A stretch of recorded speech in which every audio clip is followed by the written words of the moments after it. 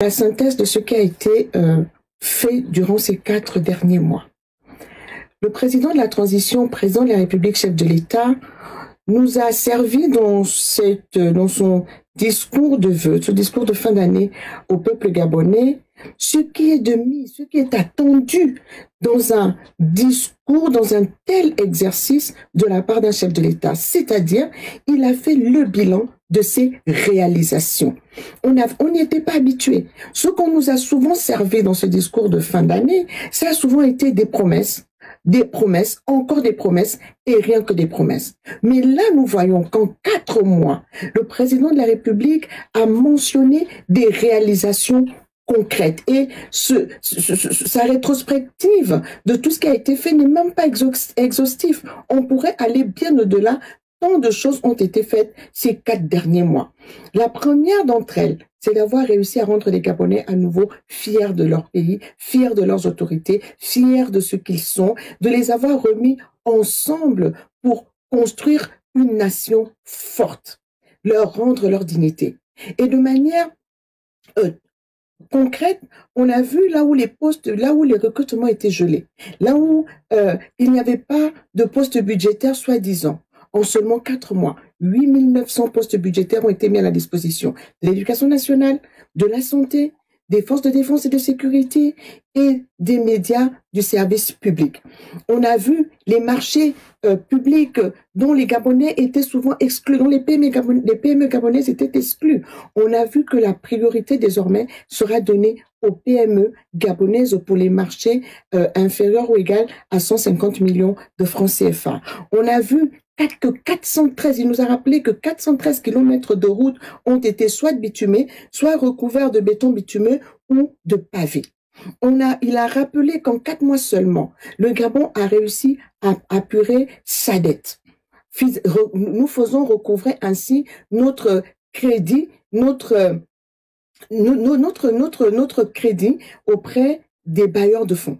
On a vu notre crédibilité auprès des bailleurs de fonds. Il a rappelé combien que la réduction du train de vie de l'État. On ne pensait pas que le Gabon pouvait fonctionner avec moins de 30 ministres. Aujourd'hui, il n'y en a que 27 par rapport au gouvernement pléthorique qui nous ont souvent été servis. On a vu la réduction du nombre de parlementaires et aussi la réduction de leurs émoluments. Autant de choses qui laissent suffisamment d'argent pour réaliser des réformes structurelles, pour réaliser des investissements structurants au profit du peuple gabonais. On a vu par exemple aussi au niveau du ministère des Mines, les licences de l'exploitation de l'or qui ont été décernées aux Gabonais pour qu'ils puissent exploiter l'or dans leur pays. Donc, il y a énormément d'actes qui ont été posés en 4 mois. Dans les prochains jours, dans le cadre du porte-parole du gouvernement, nous reviendrons sur tout ce qui a été réalisé en 2023 pendant ce coup de libération, donc d'août 2023 à décembre 2023. Et nous parlerons aussi des perspectives pour 2024. Et je crois que véritablement, lorsque le président de la République, chef de l'État, président de la transition, le général de brigade Brice Clotaire Oligui Nguema et le CTRI nous disent « C'est enfin notre essor vers la félicité ». Il ne s'agit pas d'un slogan. Il s'agit d'une direction qui est prise. Il s'agit du fondement même de la politique qui est menée par le CTRI pendant cette période de transition. Mener le Gabon enfin vers la félicité qu'il mérite, la félicité que ses enfants méritent. Et c'est pour cela que le président de la République a fondé son adresse de ce soir sur les Saintes Écritures qui invitent au pardon, au partage, à la réelle unité. Parce que c'est ainsi seulement, unis dans la concorde, que tous ensemble, nous connaîtrons notre essor vers la félicité. Et vivement que les Gabonais et les Gabonaises entendent le message que le président de la République a tenu à nous faire passer ce soir, que ces paroles ne restent pas simplement dans les airs, mais qu'elles descendent dans les cœurs et que nous puissions réaliser véritablement qu'il ne sert à rien de s'entre-déchirer. Un royaume divisé contre lui-même ne peut pas subsister. Diviser pour mieux régner n'a jamais fait prospérer une nation.